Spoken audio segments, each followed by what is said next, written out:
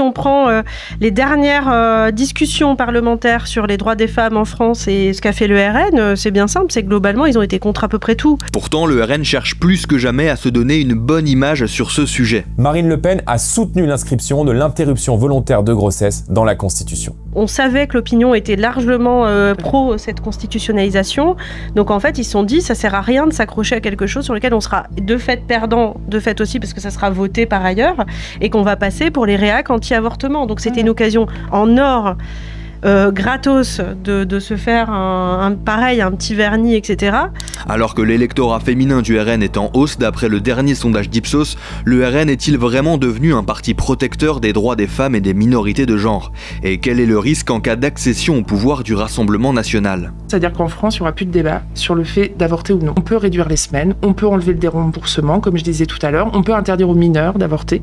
En fait, il y a pas mal de choses qui peuvent se passer autour de ça. Et moi, je me dis que si jamais ça basculait, le 8 juillet, enfin le 7 juillet prochain. Donc imaginons que Jordan Bardella était Premier ministre. Ou même qu'on ait 250 parlementaires du Rassemblement national, pas forcément une majorité absolue, mais une grande majorité. Ça permettrait à certains politiques locaux de s'autoriser à enlever les financements du planning et que ça soit concret.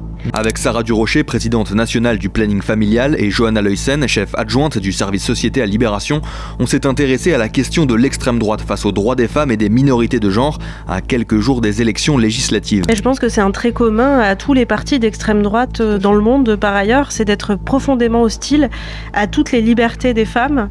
Et après, ils ont tous des stratégies différentes pour faire semblant que ça n'est pas le cas. On discute de tout ça maintenant. Quand on évoque le Rassemblement national et la thématique des droits des femmes, vous, qu'est-ce que ça vous évoque déjà au premier abord, même d'un point de vue un peu plus historique, quand on prend un petit peu de recul, qu'est-ce que ça dit, ce rapport entre le Rassemblement national et les droits des femmes? Tu commences, tu commences. Vas-y. Historiquement, c'est un parti qui n'est pas du tout lié aux droits des femmes, puisqu'il est considéré comme un parti extrêmement machiste, il s'adressait pas aux femmes. On avait Jean-Marie Le Pen, après il y a eu la guerre Bruno Maigret, enfin tout ça était quand même très très masculin, très orienté masculin. Et tout a basculé un peu en 2011, enfin au moment de Marine Le Pen, quoi, qui a par ailleurs, me rappelait encore un collègue aujourd'hui, qui a quand même été traitée de la blonde, enfin qui a elle-même subi pas mal de préjugés, enfin de remarques sexistes. Donc il y avait une culture qui était et qui est encore en vérité assez masculine, puisque même s'il y a eu une féminisation du parti, il reste que quand même le plus gros des instances sont quand même aussi encore masculines. Donc c'est un parti qui historiquement est associé à une forme de misogynie, de femme à la maison, de conservatisme, d'hostilité, ça en parlera bien mieux que moi, à l'IVG évidemment, et en général à tout ce qui peut être de l'ordre des libertés reproductives, quoi. Donc voilà, c'est un parti qui a longtemps été associé à ça et qui a opéré depuis quelques années une sorte de petite mue. Alors ça a été très lent, mais et c'est beaucoup de, comme on verra ça sans doute plus tard, mais de ripollinage et de petites choses de façade, mais qui derrière masquent un vrai conservatisme qui est évidemment resté. Mais voilà, il s'est passé quelque chose en termes d'image. Et si cette vidéo de Jordan Bardella d'hier veut dire quelque chose, c'est certainement que cette bataille des images en mode TikTok, on dit des choses, on affiche des choses, là il y a quelque chose qui a très clairement été gagné et je pense que les résultats récents le prouvent. Ouais, on va en parler évidemment de cette vidéo de Jordan Bardella. Sarah, est-ce que tu peux me donner toi du coup ta vision par rapport à ça? Et pendant que tu parles, je m'attends un tout petit peu pour tourner un tout petit peu la caméra, mais tu peux développer ton propos. Oui, il n'y a pas de souci. Du coup, moi je rejoins Johanna sur pas mal de choses déjà qu'elle a pu partager. Pour moi, c'est l'ennemi du droit des femmes, c'est l'ennemi de la parole associative, c'est l'ennemi de la démocratie et c'est l'ennemi aussi du droit des personnes LGBTQIA+.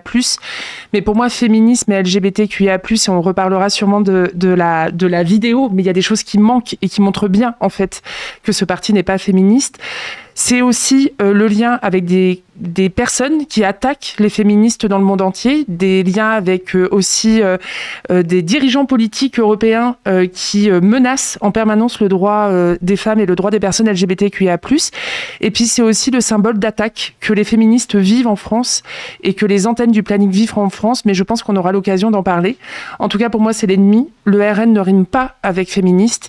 Et pour moi, c'est représentatif de l'extrême droite et d'une droite conservatrice conservatrice forte et avec une montée aussi qu'on peut juste dire. En tout cas, c'est que les votes le montrent.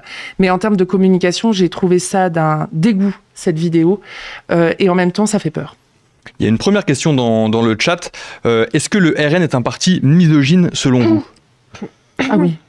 Clairement. Il est purement misogyne. On va peut-être pouvoir en parler via la vidéo, mais en tout cas, oui, il est misogyne. Ça veut dire qu'à partir du moment où vous êtes contre le droit des femmes, que vous utilisez le vocabulaire des féministes en instrumentalisation, il n'y a aucune sincérité dans ce discours-là, et que bien évidemment, il n'y a pas d'exception à la française. L'extrême droite est contre le droit des femmes et misogyne, c'est certain. Enfin, moi, en tout cas, c'est mon avis. Je ne sais pas, Johanna, ce que tu en penses, mais en tout cas, moi, il représente ça. Mais je pense que c'est un trait commun à tous les partis d'extrême droite dans le monde, par ailleurs, c'est d'être profondément hostile à toutes les libertés des femmes. Et après, ils ont tous des stratégies différentes pour faire semblant que ça n'est pas le cas. Et beaucoup instrumentalisent, on pourra en parler aussi, mais instrumentalisent évidemment la question la xénophobie, la question de l'immigration, avec la question en l'articulant avec la question des droits des femmes pour essayer de faire semblant qu'il les protège. Et en jouant sur cette question de la sécurité, etc. Mais voilà, mais le fond de sauce, il est le même partout, que ce soit en Italie, en Hongrie, en Pologne, en Allemagne. Je veux dire, on est sur des traits communs qui sont absolument les mêmes, parce que de toute façon, à un moment donné, quand le patriarcat s'exprime, de toute façon, il s'exprime politiquement toujours de la même façon. Donc là-dessus, il y a une ligne qui n'a absolument pas bougé.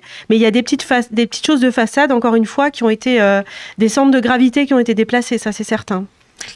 On va venir après, là je vois des questions dans le chat sur les dangers pour les droits des femmes si le RN arrive au pouvoir. On va l'aborder plus concrètement sur certaines mesures pour comprendre précisément de quoi il s'agit quand on parle du coup de ce danger aussi pour les droits des femmes si le RN arrivait au pouvoir. Mais avant ça, on parlait du coup de cette façade. Quand vous avez vu cette vidéo de Bardella, est-ce que vous y attendiez aussi à cette espèce de récupération, et qu'est-ce qu'elle veut dire en fait cette vidéo à la base dans cette volonté de s'adresser aux femmes ? Je m'attendais totalement à cette récupération, puisque c'est ce qu'ils font depuis quand même pas mal de temps désormais. Ils ont très bien compris que les femmes votaient. Et peut-être qu'ils l'ont compris et d'autres partis auraient pu le comprendre avant.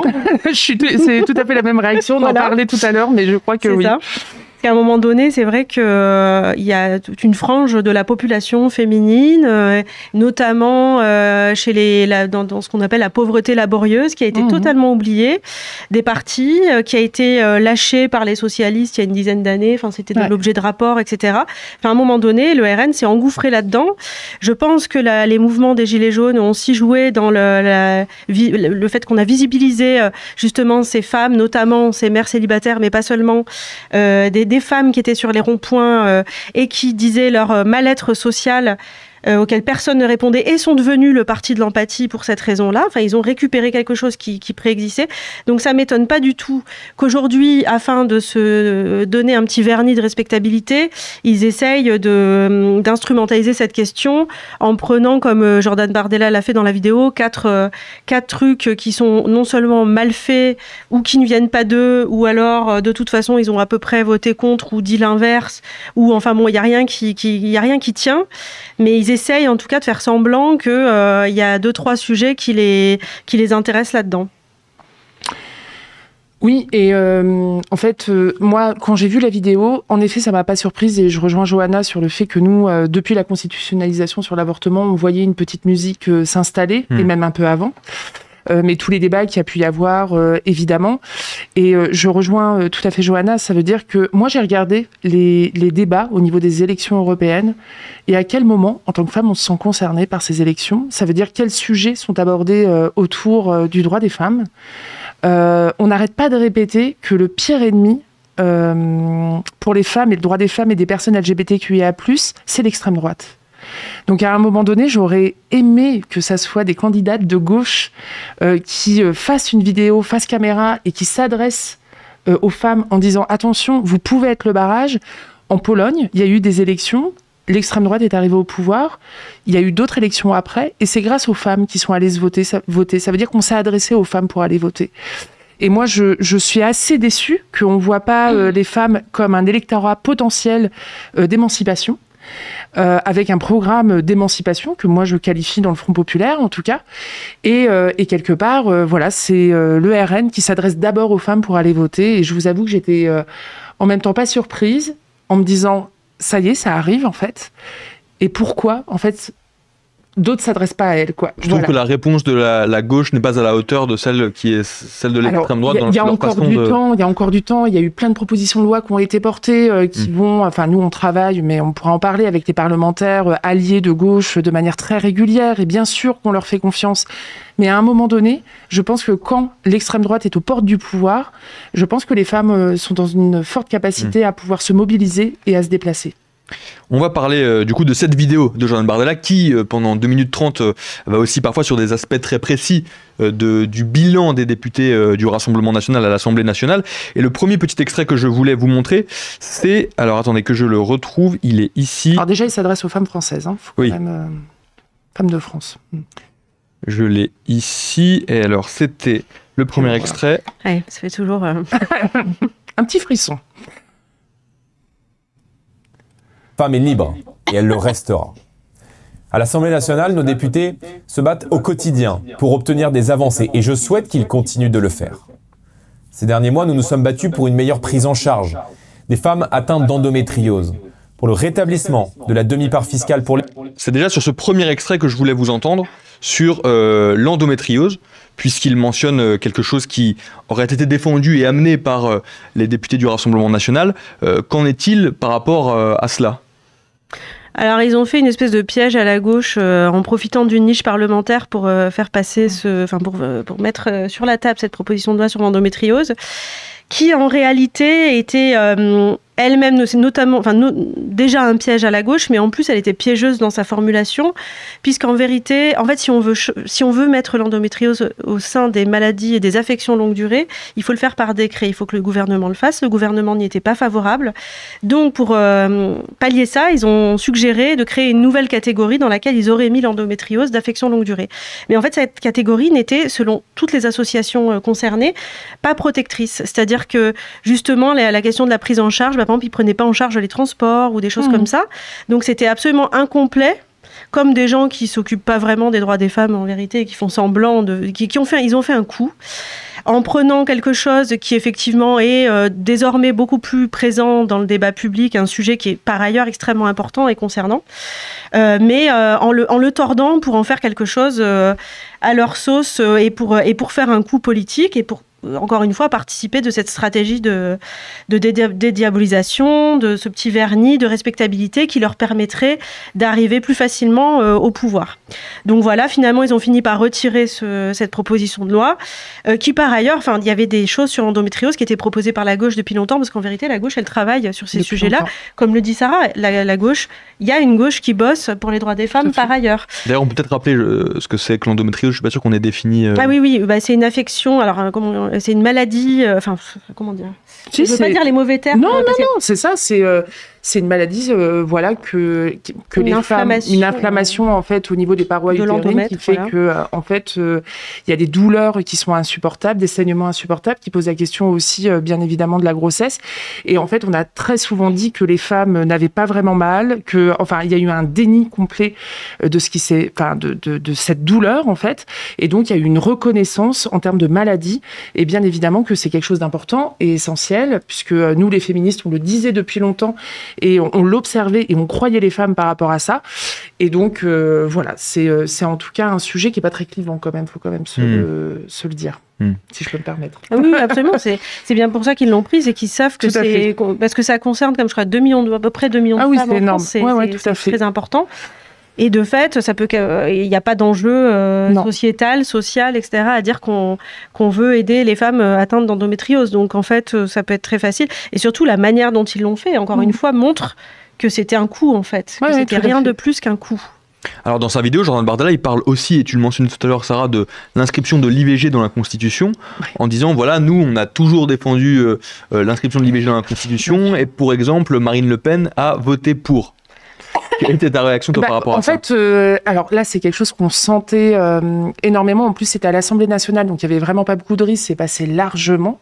Il faut quand même observer que c'est la moitié des parlementaires qui ont voté. Donc, c'était pas pour. Il n'y avait pas de consigne de vote. Faut le rappeler. Donc, ça veut dire que c'est pas un engagement réel, en tout cas, du Rassemblement national. Je pense que ça a été une très belle stratégie de communication de la part du Rassemblement national. Je peux vous assurer que c'est grâce aux féministes et grâce à la gauche qu'aujourd'hui, l'avortement est dans la Constitution. Nous, on est le planning dans une position particulière, c'est-à-dire qu'on refuse de parler au Rassemblement national. Et en même temps, je peux vous assurer que pour être avec plein d'associations qui n'ont pas forcément les mêmes positions, qui ne sont pas forcément favorables non plus à aller parler avec le Rassemblement national ne travaille pas avec les féministes. Ça veut dire que la construction de son discours, la construction de leurs propositions de loi, elles sont basées seulement sur une stratégie politique, sur une communication, avec des choses qui sont très peu clivantes. Moi, j'aurais bien aimé qu'ils parlent de l'allongement des délais sur l'avortement, sur la clause de conscience, parler d'éducation à la sexualité, parler des droits des personnes LGBT, parce que moi, je considère que quand on est féministe, la question des droits des personnes LGBTQIA+, c'est essentiel. Il n'en a pas parlé. D'où le fait qu'en fait, que ce discours est en rien féministe et en rien s'adresse aux femmes et aux minorités de genre. Donc, finalement, je pense qu'il a pris des sujets qui étaient vraiment assez simples et qu'il a voulu communiquer et s'adresser en termes de message politique, c'est une communication importante. Et en effet, moi, je persiste et je signe que je travaille aujourd'hui avec des parlementaires et on l'a vu pendant l'IVG dans la Constitution où il y a vraiment eu quelque chose aussi de femmes politiques. C'est pas si vieux que ça que les femmes politiques sont aussi présentes. Et il y a eu un travail fabuleux de fait entre la société civile, les associations et les parlementaires. Mais en rien, nous voudrions travailler avec des parlementaires du Rassemblement national et en rien, ils nous sollicitent pour travailler ensemble, en tout cas. Mais d'ailleurs, il y a une réflexion dans le chat, j'avais peut-être manqué une question juste dessus, mais du coup, là, il y a une réflexion de quelqu'un qui nous dit, alors attendez, du coup, je l'ai perdu. Par ailleurs, beaucoup d'élus locaux du Rassemblement national, de façon concrète, coupent les subventions au planning familial. Alors, ça, c'est vraiment un sujet, on est beaucoup interrogé là-dessus. Moi, je suis présidente nationale, donc ça veut dire qu'on est une confédération, les associations sont autonomes, donc j'ai les informations qu'on me donne. Ce que je peux dire, juste, c'est que nous, on a des alertes de manière régulière, on a des attaques, mais on pourra en reparler, puisque c'est des attaques de locaux, des menaces et insultes concernant les militantes, comme tout activiste féministe d'Europe et du monde entier. Et en même temps, il y a des appels à enlever les financements du planning. Ça se fait au niveau de l'Assemblée nationale, au niveau du Sénat, via des tribunes de presse de droite, et évidemment aussi l'appel à enlever des financements locaux. En fait, pour moi, c'est là où ces élections sont hyper importantes. Ça veut dire qu'on a déjà eu 88 parlementaires qui ont été élus du Rassemblement national, ce qui nous a démontré une augmentation d'attaques de nos locaux, mais aussi cette espèce de parole qui peut enfin se dire on veut enlever les financements du planning.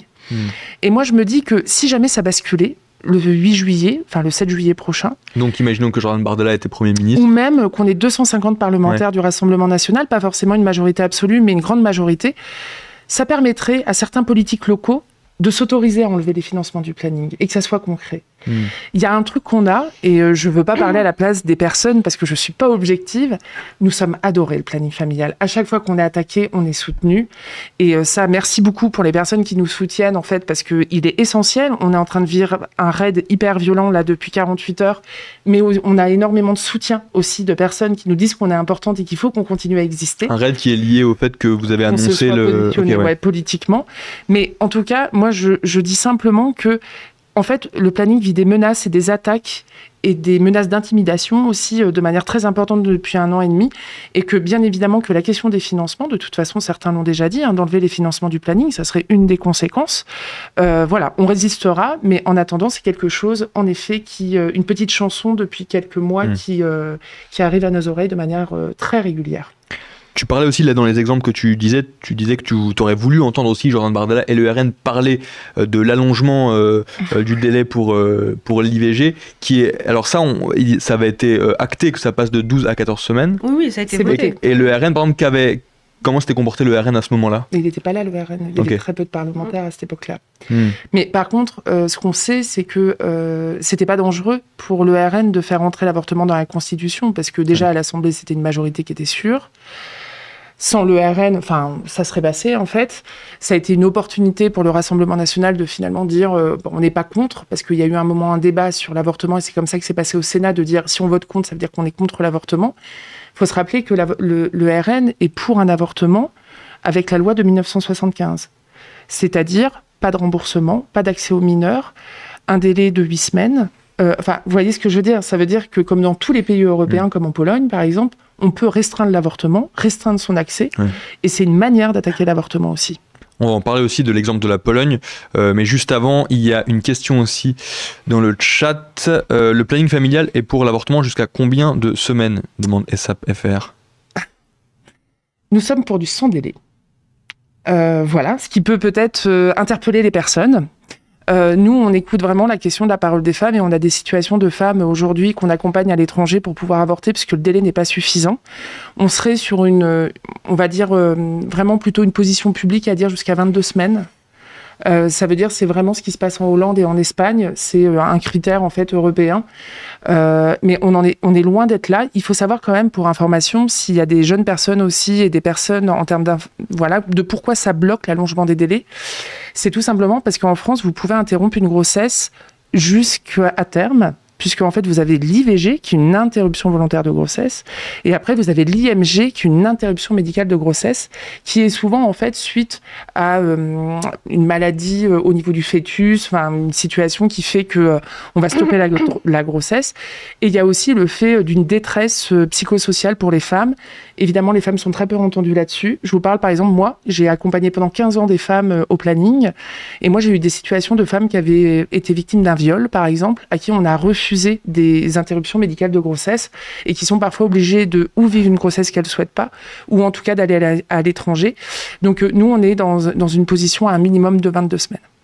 On parlait de la Pologne et de ce qu'ont pu dire les eurodéputés du RN parce que au moment où le Parlement européen voulait condamner la Pologne qui venait d'interdire la quasi-interdiction de l'avortement en Pologne, les députés européens du RN avaient du coup l'occasion de s'exprimer à ce moment-là. Comment se sont-ils exprimés, Johanna, à ce moment-là, les députés du Rassemblement national ? De condamner... Évidemment, mais ça c'est parce qu'ils sont très cohérents là-dessus. Ouais. Ils vont pas, encore une fois, ce que disait Sarah, sur la constitutionnalisation de l'IVG, en vérité ils l'ont fait parce qu'ils se sont dit si on s'accroche à ce totem-là, alors que dans l'opinion publique c'est largement, on savait que l'opinion était largement pro cette constitutionnalisation, donc en fait ils se sont dit ça sert à rien de s'accrocher à quelque chose sur lequel on sera de fait perdant, de fait aussi parce que ça sera voté par ailleurs et qu'on va passer pour les réacs anti-avortement. Donc c'était une occasion en or, gratos, de se faire un petit vernis, etc. Mais déjà, c'est pas la totalité d'entre eux qui ont fait ça, parce qu'il y en a quand même aussi qui ont continué à maintenir leur position par ailleurs, parce qu'il y a quand même une variété au sein du RN de mouvements de pensée, faut quand même le dire aussi. Mais voilà, en tout cas... donc oui, effectivement, sur ces trucs-là, mais de toute façon, si on prend les dernières discussions parlementaires sur les droits des femmes en France et ce qu'a fait le RN, c'est bien simple, c'est que globalement, ils ont été contre à peu près tout. Donc la loi Rixain sur les quotas de femmes dans les conseils d'administration, ils étaient contre. Je sais pas, on pourrait les lister comme ça, les différentes choses, mais il y a eu toute une série de propositions de loi qui ont été faites et qui ont parfois été votés, sur lesquels ils se sont soit abstenus, soit ils ont été contre. Donc... Et quand ils ont parlé des femmes, par exemple, sur les retraites, c'était autour d'une politique nataliste. Ouais. Parce que c'est ça aussi qui est porté, mais tu voulais peut-être en parler à un autre moment. Mais en tout cas, une politique nataliste, ça veut dire il faut faire des enfants. Voilà, on ne fait pas assez d'enfants en France. Il y a cette espèce qui a toujours été une politique du RN, même depuis le Front National à l'époque. Oui, et de l'extrême droite de manière hyper générale. Mais pendant les débats qu'il y a pu y avoir sur les retraites, c'était en fait, il n'y a pas assez d'enfants, donc ça ne paye pas nos retraites. C'est quand même... je réduis un peu le discours, mais on a entendu quand même des parlementaires parler d'une politique nataliste comme en Hongrie. Donc moi, je vous le dis, en Hongrie, les femmes n'ont pas le choix. Elles doivent... c'est remettre la femme à son rôle de maternité, à son rôle de rester à la maison, en fait. Et donc, bien évidemment, que moi j'ai regardé hier sur BFM, il y avait des candidats qui étaient présents et à un moment donné il y avait tout un débat sur l'immigration et en fait il y avait des personnes qui disaient mais on a besoin d'immigration et en fait Monsieur Tanguy a dit mais non, il faut faire des enfants, quoi. Voilà, donc cette espèce d'injonction à faire des enfants auprès des femmes, c'est quelque chose qui est très réducteur en France. Et moi, j'aimerais dans le monde entier que les femmes aient le choix d'être mères ou pas, d'avoir un nombre d'enfants qu'elles veulent ou pas, de rester à la maison ou pas. C'est pas la question. C'est juste d'avoir le choix. Et en fait, une politique nataliste, ça impose un rôle social des femmes qui est loin d'être émancipateur, en tout cas. Et en tout cas, c'est des choses que ça faisait très longtemps que nous, on n'avait pas entendues et qui reviennent de manière régulière lorsqu'il y a des débats sociaux, comme les lois immigration, comme la loi retraite. Voilà, c'est quelque chose qui arrive de plus en plus souvent. Oui, parce que sur la natalité, l'unique motivation, c'est de dire, en fait, on va faire des enfants, comme ça, on ne prend pas d'étrangers. Point. Ouais. C'est leur seul point, c'est ça. Il faut qu'ils soient blancs. Et il faut qu'il soit blanc, bien sûr. Il ne faut pas non plus trop mélanger parce que sinon ça ne va pas non plus. Donc voilà, c'est en vérité il y a une instrumentalisation des sujets liés aux femmes et qui servent uniquement la matrice absolue du RN, c'est la xénophobie. Et c'est la haine de l'étranger et c'est l'empêchement de l'immigration. Donc en fait, à partir de cette matrice-là, on va développer, donc on va expliquer, typiquement, le discours sur les violences sexistes et sexuelles, ça va être lié aux étrangers et uniquement aux étrangers, alors qu'on sait très bien que la majorité, parce que ça, il en a parlé dans le discours Bardella également, mais on sait que la majorité des agressions sexuelles, des violences sexuelles sont commises plutôt dans l'entourage ou alors dans des situations en tout cas du quotidien, d'entourage, etc., voire familial. Tout à fait. Mais en tout cas, c'est très rarement quand même l'inconnu étranger qui vous agresse sexuellement, etc. Ça, c'est une fable qu'on démonte chaque année quand il y a des rapports sur le viol, voilà, qu'on le démonte tous les ans. Donc voilà, ils utilisent, il y a une instrumentalisation de ce sujet pour servir toujours la même chose. Il y a Dolce Diva qui nous fait un très bon lien aussi dans le chat, mais juste avant je voudrais qu'on termine sur l'IVG, mais après Dolce Diva qui précise qu'on parlait de la politique nataliste du RN et qui est dans le même temps aussi qui veulent empêcher les couples LGBT qu'ils aient accès à une famille. Ça on va en parler aussi dans un tout petit instant, mais juste pour terminer aussi sur l'IVG, est-ce que ça veut dire que demain si le RN arrive au pouvoir à terme, même après ces élections législatives, est-ce que l'IVG peut être en danger en France ou est-ce que le fait qu'il ait aussi été inscrit dans la Constitution, ça le protège de tout danger, même de celui de l'extrême droite? Alors, ça ne le protège pas de tout danger, l'IVG dans la Constitution, mais on a pu déjà en parler et s'il y a besoin de repréciser des choses, il n'y a aucun souci. Nous, on avait en tout cas besoin de protéger le fait de pouvoir avorter. Ça, c'est quelque chose, c'est-à-dire qu'en France, il n'y aura plus de débat sur le fait d'avorter ou non. Dans quelles conditions ? C'est la loi en fait qui va conditionner la question de l'avortement. On peut réduire les semaines, on peut enlever le déremboursement, comme je disais tout à l'heure, on peut interdire aux mineurs d'avorter. En fait, il y a pas mal de choses qui peuvent se passer autour de ça. Un des ennemis qu'il y a sur l'avortement, au-delà de l'accès et de la loi, c'est l'information. En France, il y a des mouvements anti-choix et anti-droit qui sont très opérants, qui ont beaucoup d'argent. C'est les mêmes personnes, vous savez, qui ont mis sur les Vélib des autocollants. Une action comme ça coûte très très cher. Donc, en fait, moi, la peur que j'ai, c'est si on enlève les financements du planning, en fait, l'information, ça sera pas la bonne. Il y a énormément de désinformation qui circule. Et en fait, moi, ce que j'ai peur, tout simplement, c'est que les femmes soient perdues quand elles souhaitent avorter. Vers quoi elles vont aller ? Aujourd'hui, il y a des discours anti-choix et anti-droit qui s'adressent aux personnes qui souhaitent ou qui s'interrogent sur stopper une grossesse ou pas. Et en fait, sur l'accès à l'information, je crois vraiment, et c'est le jeu de l'extrême droite, c'est la désinformation. Le planning familial, on est attaqué en disant tout et n'importe quoi sur ce qu'on fait, sur ce qu'on dit. Ça, c'est un des exemples. C'est leur machine de guerre, en fait. Ça veut dire dire n'importe quoi sur tout le monde. Je pense pas que je sois diffamatoire à dire ça. C'est vraiment une manière de faire, une manière de communiquer.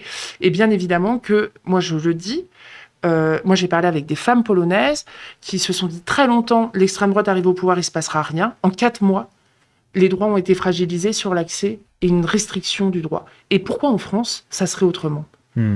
Enfin, très clairement, il y a une espèce de pensée que l'extrême droite française est plutôt sympa par rapport à la Hongrie, à la Pologne, à l'Italie ou à Trump. Je vous assure que c'est la même. C'est tout à fait la même. Il n'y a pas d'exception à la française, vraiment. Mais je trouve un peu qu'il y a cette mélodie qui tourne aussi. Et aux personnes qui se diraient, on va essayer, le fascisme, ça ne s'essaye pas. Souvent, c'est des personnes qui restent au pouvoir et quand ils attaquent des droits, c'est très compliqué de les réavoir. Toutes les luttes pour le droit des femmes, ça a été des luttes permanentes et dures, vraiment. Donc, je pense qu'il y a vraiment Il y a vraiment ces attaques qui iront sur l'avortement. Pourquoi c'est toujours la chose qui est attaquée en premier, quoi.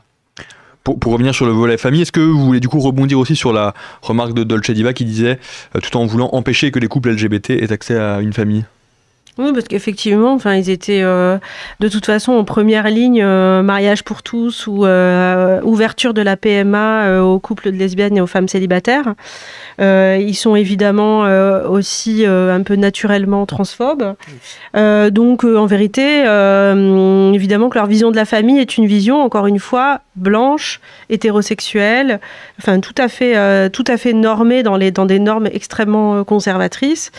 Voilà, c'est du typique, c'est typiquement de l'extrême droite, quoi. Donc encore une fois, tous ces sujets-là sont instrumentalisés pour servir la même cause. Et c'est une cause qui n'a rien à voir avec la liberté de faire ce qu'on a envie, de vivre comme on le veut, etc.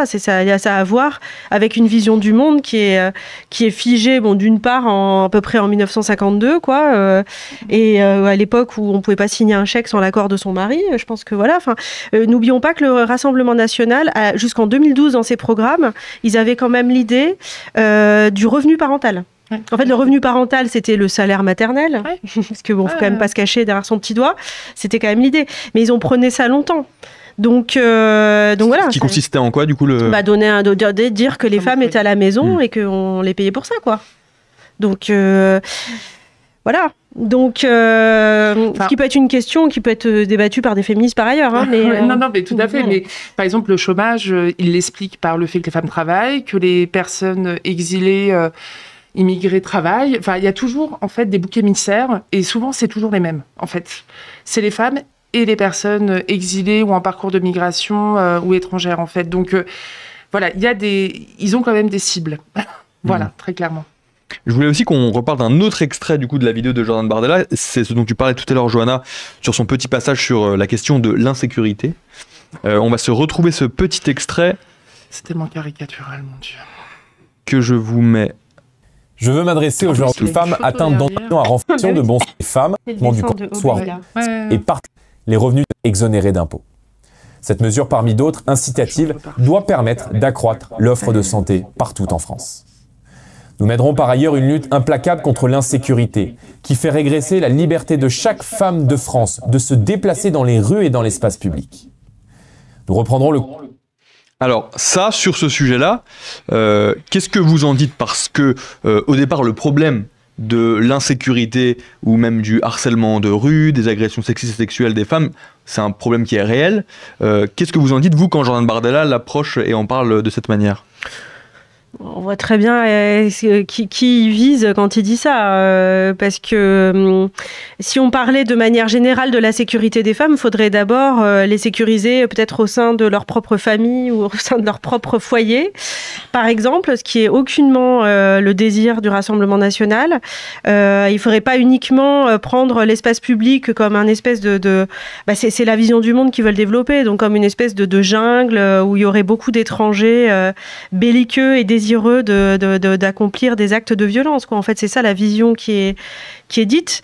Donc sur des choses qui sont réelles, parce que la question de la place des femmes dans l'espace public, c'est évidemment une question qui est réfléchie depuis des années par les féministes et qui est une réelle question de comment on l'occupe, cet espace, mais il n'a absolument rien à voir avec ni la couleur de peau, ni quoi que ce soit, ni la religion qu'on peut pratiquer, ni le pays d'origine dont on pourrait être originaire.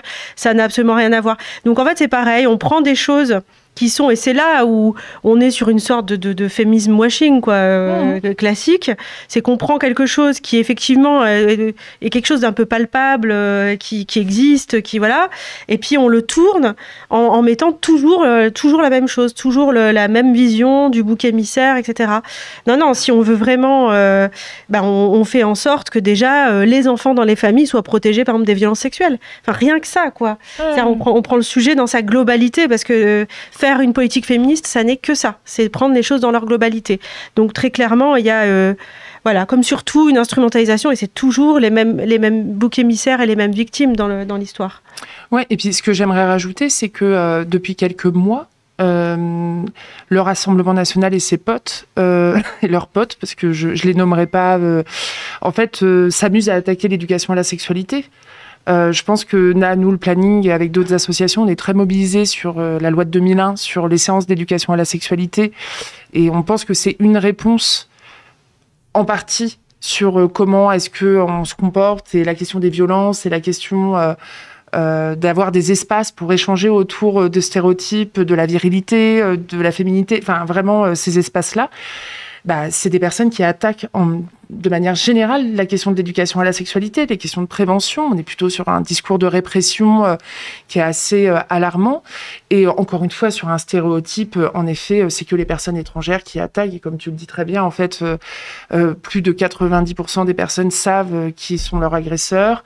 Quand on va chercher dans la famille, en fait, on se rend compte que c'est là où se retrouvent les violences de manière le plus générale. Et ça, il n'en parle pas du tout. Alors qu'aujourd'hui, la Civise et d'autres ont vraiment démontré que c'était le cas. Il y a une révolution du MeToo et du mouvement féministe sur la question des violences et aussi sur la question des violences des enfants qui n'est pas oubliée, loin de là. Et en fait, on voit que c'est très réducteur sur ce sujet. Et c'est le message aussi qui est entretenu. Attention, mesdames, si vous sortez dehors, vous êtes en danger.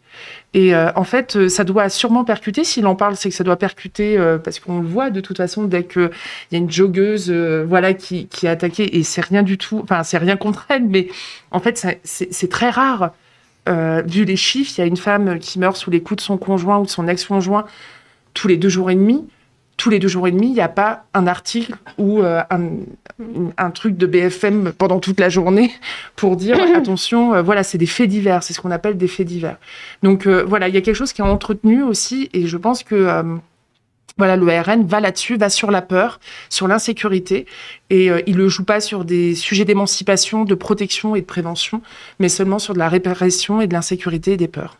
Je voudrais qu'on rebondisse aussi sur un message du coup de ESPAFR dans le chat qui dit, en répondant à quelqu'un d'autre dans le chat, « Je me suis rendu à une réunion politique dans laquelle des RN étaient conviés. Et ce n'est pas du tout ce qu'ils disent en réalité. Ils veulent lutter contre toute l'insécurité, que ce soit celle causée par des Français de souche comme des étrangers. » Est-ce que c'est votre sentiment également ? Pas du tout. Moi, en tant que féministe, je me sentirais pas en insécurité le 8 juillet dans les rues, je peux vous assurer. Non, mais ce que je veux dire par là, c'est que c'est pas du tout le discours qui est dit actuellement. Marion Maréchal Le Pen, il faut plus dire Le Pen maintenant, mais bon, moi j'arrive pas à enlever Le Pen, pardon, je suis vraiment désolée, c'est Marion Maréchal, a eu que ce sujet-là. Ça veut dire que pendant toute la campagne, elle était presque devenue féministe. Enfin, non, mais il y a eu quand même des amalgames qui ont été faits qui étaient assez dingues. Ils ont jamais parlé ils ont parlé que des étrangers comme des auteurs de violences. C'est vraiment des cibles en permanence, quoi. Et des boucs émissaires, c'est les étrangers, les femmes. Il y a eu très longtemps, par exemple, sur le fait des médecins ou le fait qu'il y avait un désert médical, c'est parce que les femmes s'étaient mises à travailler, devenaient médecins, et comme elles avaient des enfants, elles devaient s'occuper des enfants et elles finissaient leur journée plus tôt. C'est très caricatural ce que je dis, mais je vous assure qu'on peut le lire dans les journaux et que ça peut s'entendre de la part de personnes politiques du RN. Et pour répondre à cette personne plus précisément, en 2018, lorsque Marlène Schiappa avait proposé la loi renforçant la lutte contre les violences sexuelles et sexistes, on avait à l'époque 6 députés Rassemblement national. Il y en a 5 qui se sont abstenus. À l'échelle européenne, les eurodéputés RN se sont opposés à la résolution 2021 contre le harcèlement au sein des institutions européennes. Donc visiblement, sur les questions de violences faites aux femmes, ils ont quand même des prismes. Hein. Tout à fait. Voilà. Ils font des choix, disons. Et X-Play cité, désolé si toutes les réponses ne te conviennent pas, mais en fait, à vrai dire, on reprend précisément tous les faits en analysant justement sur la question des droits des femmes ce que le RN propose, ce que le RN a fait par le passé, et donc on développe ensuite chaque point sur les différents sujets qu'on évoque. D'ailleurs, je voulais aussi avoir votre position et votre avis parce tu le mentionnais tout à l'heure, Sarah, sur la question du MeToo, la position du Rassemblement national. Je regardais tout à l'heure en 2017 par exemple, Marine Le Pen disait qu'elle n'était pas sûre que le hashtag Balance ton porc aide les femmes et jugeait la formulation extrêmement brutale et injurieuse. Je cite. Qu'est-ce que vous en pensez, vous, de cette position-là exprimée par Marine Le Pen en 2017. Moi, je suis pas objective. non, mais c'est une des dernières évolutions féministes. Ça veut dire que... alors, dans le MeToo, il y a des choses, en effet, qui sont questionnables, mais pas sur le principe et le truc révolutionnaire que les femmes, dans des sociétés patriarcales, vivent des violences. Enfin, ça a été quelque chose d'assez impressionnant. Là où je dis, c'est juste que la justice... Il y a des problèmes au niveau de la justice. Ça veut dire que les femmes ont toujours pris la parole, Nous, on les entendait dans nos permanences depuis 50 ans, sauf que la question, les médias n'ont pas pris la parole en compte des victimes, les professionnels n'ont pas pris en compte, la police n'a pas pris en compte, enfin, toutes les personnes n'ont pas pris en compte finalement, et là, on est arrivé à assister à quelque chose qui est quand même assez dingue. On a encore des soucis de justice dans le sens où aujourd'hui, les femmes vont porter plainte, par exemple, et que la justice ne va pas jusqu'au bout, quoi. Ça veut dire que évidemment que on voit que c'est médiatisé pour des personnes, pour des célébrités, mais en effet, c'est pas le cas pour tout le monde, et je pense qu'il peut y avoir un peu de déception autour de ça. Mais au-delà de ça, c'est révolutionnaire ce qui s'est passé. Ça veut dire que tout d'un coup, on a mis en avant, déjà, les violences sont devenues un sujet.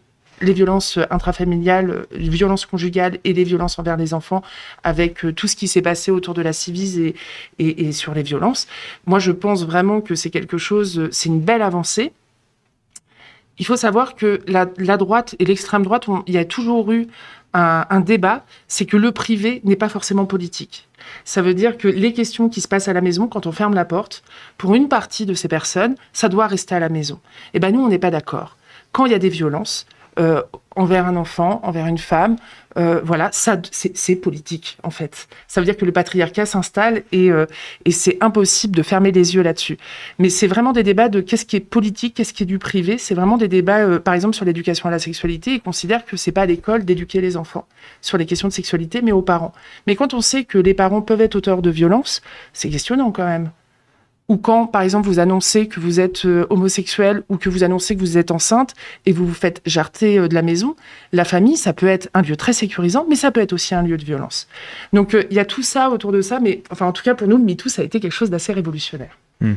Est-ce que tu veux ajouter quelque chose, Johanna, là-dessus ? Moi, je pense que le fait que Marine Le Pen et comme le RN n'aient absolument pas ni pris la mesure, ou peut-être qu'ils ont pris la mesure, mais en tout cas pas voulu, pas voulu dire à quel point c'était une révolution, et ça l'a prouvé, puisque ça fait quelques années maintenant, et on voit que c'est véritablement une révolution, et par ailleurs mondiale.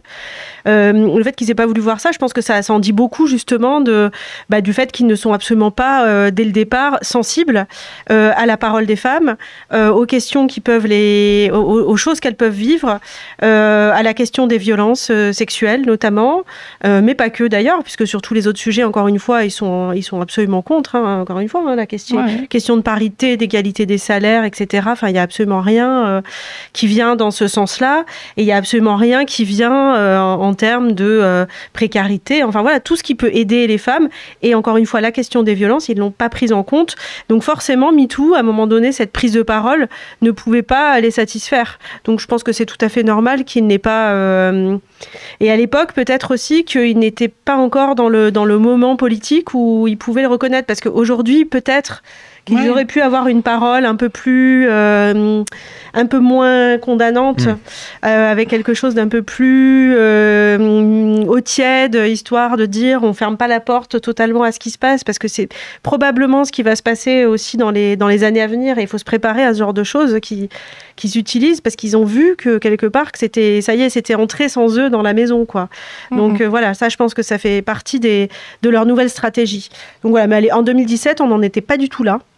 Et donc, ça me paraît totalement cohérent dans tout ce qu'on dit depuis tout à l'heure. Malheureusement, il y a une ligne qui est absolument claire là-dessus. Et les petites choses qui dépassent et qui ont l'air d'être féministes sont quand même très, très facilement démontables. Alors on parle depuis le début aussi, là, on va y revenir sur cette vidéo de Bardella qui essaye de parler de certaines choses. En fait, il fait valoir certaines choses que le RN mettrait en place pour protéger les droits des femmes. Il y a autre chose qu'il aborde dans sa vidéo, c'est au sujet du cancer du sein, et j'aimerais avoir votre réaction là-dessus, parce que là aussi il semble y avoir des petites précisions à apporter, en tout cas. Je te laisserai répondre. En fait, j'ai pas suivi assez le débat. Alors on reprend juste le petit extrait que je vous mets ici. Un traumatisme à vie pour toutes celles qui en sont victimes. Lorsque des propositions de bon sens sont venues d'autres partis politiques, nous les avons votées sans sectarisme et avec l'unique obsession de protéger les femmes. Je pense à la prise en charge intégrale par l'assurance maladie des soins liés au traitement du cancer du sein. Parce qu'aucune femme ne doit craindre... Alors voilà, là, Jordan Bardella, du coup, parle du fait que les députés RN ont voté pour la prise en charge du traitement du cancer du sein. Qu'en est-il par rapport à ça? Est-ce que les députés RN ont en effet bien suivi cela et ont manifesté leur soutien? Alors, j'ai dit que je ne pouvais pas répondre à tout. Voilà. Sur le cancer du sein, moi, de ce que j'ai retenu, en tout cas, c'est que, encore une fois, c'était pas quelque chose de clivant et qu'il y avait des amendements qui avaient été mis sur la question du remboursement pour les dépassements d'honoraires et que ça avait été refusé de la part du Rassemblement national. En fait, comme disait Johanna, on est toujours sur l'à peu près. Ça veut dire, sur l'avortement, on est d'accord, mais il faut pas trop quand même. Sur la question du cancer du sein, c'est la même chose. Sur l'endométriose, c'est la même chose. En fait, ils sont d'accord sur les principes, mais sur les conditions des femmes, et les femmes les plus éloignées du droit, les plus pauvres, il n'y a aucune prise en compte, en fait. Donc, moi, enfin, ça fait vraiment partie, encore une fois, le cancer du sein. Enfin, on peut pas se positionner contre... Enfin... C'est pas clivant comme sujet, en fait. Non. C'est comme les violences, on n'est pas pour les violences, en fait. Enfin, vous voyez ce que je dis? On n'est pas contre l'endométriose, enfin, pour l'endométriose. Donc, en fait, ils ont réussi à mettre en avant des sujets lors de ce discours. C'était pas des choses qui étaient forcément portées par eux, parce que ce que tu me disais, Johanna, c'est que c'était porté par le Parti communiste, en fait. Et donc, en fait, évidemment qu'il y a quelque chose à montrer, une image plutôt lisse, qui va pas se positionner contre, mais qui va pas se positionner avec, en même temps. Et donc, c'est une des stratégies qu'ils ont depuis très longtemps. Voilà. Et sur tous les sujets, j'ai l'impression, sociaux, en tout cas. Il y a un autre, alors on parlait quand j'ai introduit l'émission, je parlais du droit des femmes, mais je voudrais aussi parler des droits des personnes transgenres, aussi concernées en cas d'accession aussi au pouvoir du Rassemblement national, ou en tout cas en cas de score assez fort lors des prochaines législatives, puisque je voyais que par exemple sur la transition de genre, le Rassemblement national est plutôt opposé, plutôt réactionnaire par rapport à ça. Quelle est cette position par rapport à ce sujet, Johanna? Bah oui, alors là, ça paraît pas du tout étonnant parce que ils peuvent pas vraiment. Je pense qu'ils estiment qu'il y a absolument aucun gain politique à être pour. Donc là-dessus, ils peuvent rester sur leur position d'avant parce qu'ils voient que la société française n'a pas encore beaucoup avancé sur ces sujets-là. Elle est encore, c'est encore très crispée sur plein de choses et encore plein de partis qui sont pas très clairs. On en a eu la preuve hier soir avec Emmanuel Macron d'ailleurs. Donc on voit bien que il y a des choses qui sont encore pas tout à fait gagné, quoi.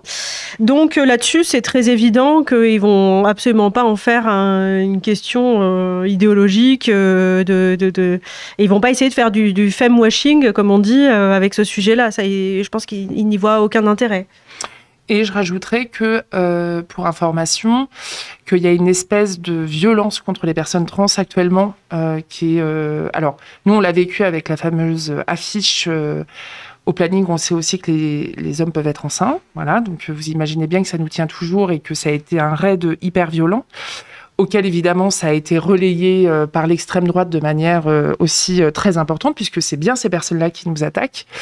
Et que moi, je partage mon inquiétude aussi, c'est que juste avant la dissolution, il y a les Républicains qui ont fait une proposition de loi par rapport aux enfants trans et sur le parcours où dedans il y avait des choses assez infâmes.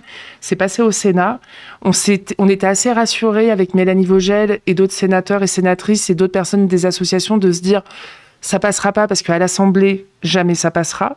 Je peux vous assurer que là, on est assez inquiète sur la suite, puisque potentiellement, ça pourrait repasser à l'Assemblée nationale, et qu'au vu de la composition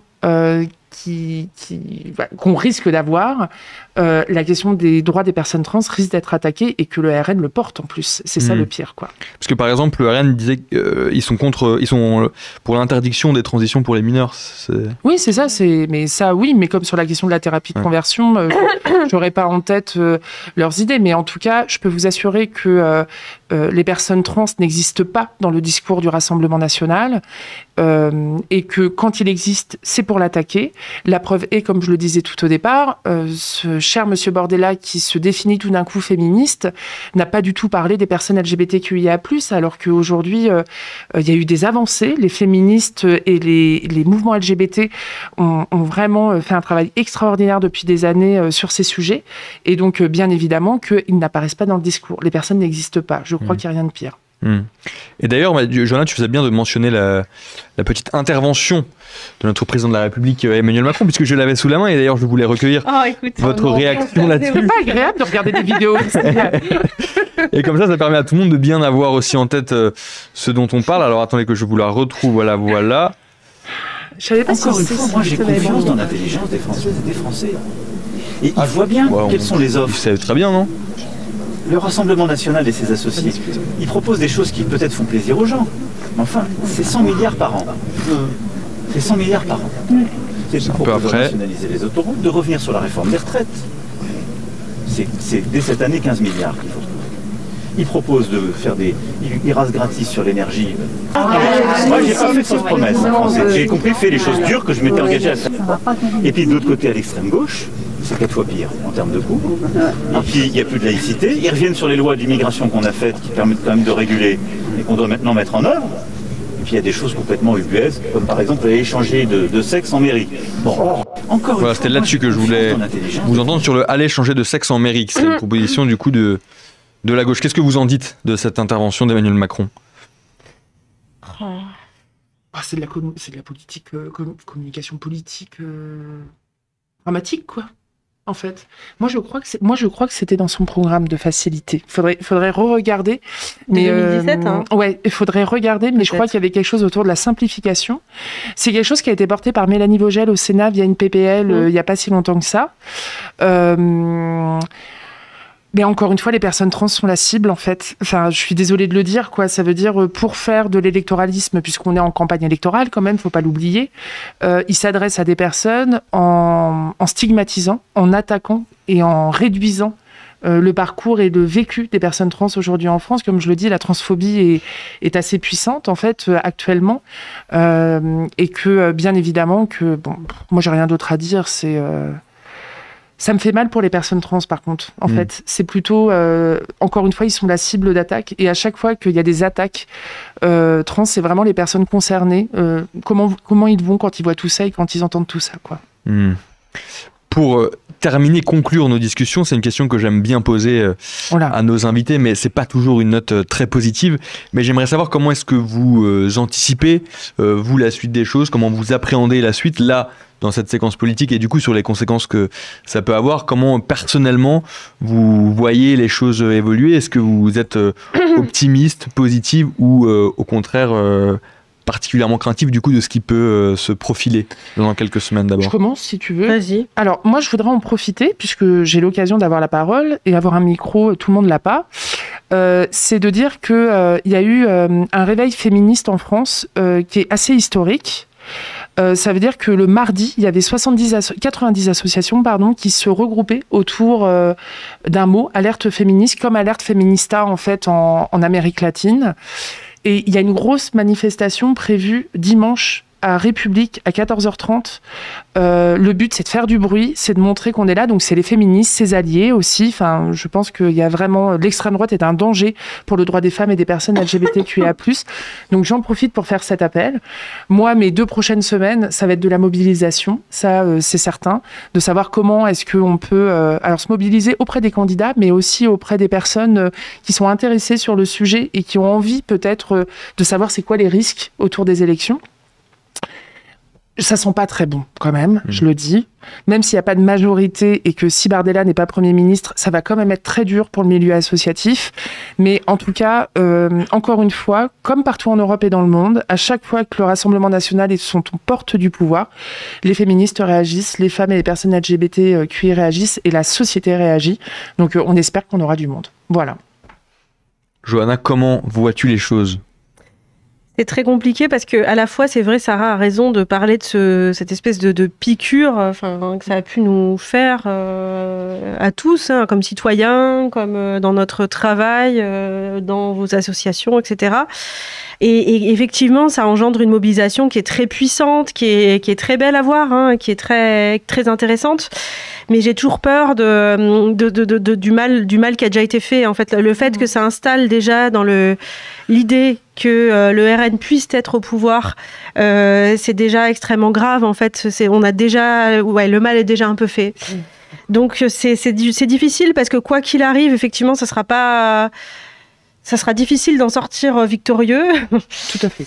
voire totalement hasardeux. Enfin voilà, je pense que voire quasiment impossible en vérité, et donc tout ça fragilise évidemment d'autant plus nos acquis.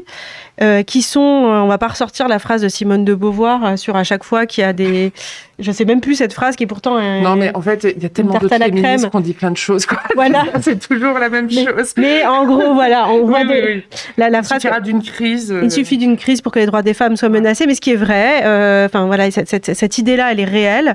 Et donc voilà, je pense que ça nous montre à quel point tout ça est extrêmement fragile, et j'espère que ça va nous montrer aussi qu'il faut absolument que la société comprenne à quel point c'est important de les protéger, quoi. C'est-à-dire qu'ils comprennent que justement ce ne sont pas des acquis. On a beaucoup entendu après les années 70 qu'en fait on avait déjà tout, que tout était là, qu'on avait eu les lois et que du coup il n'y avait plus rien à faire. Et on voit très bien aujourd'hui, on l'a vu avec la Pologne, on l'a vu avec plein de choses, mais on voit, et l'Italie, etc., on voit que ça n'est pas le cas. Et donc ça, si ça peut au moins donner aux gens cette idée que ça n'est pas le cas, c'est déjà important, mais j'ai quand même peur que les temps à venir soient très incertains.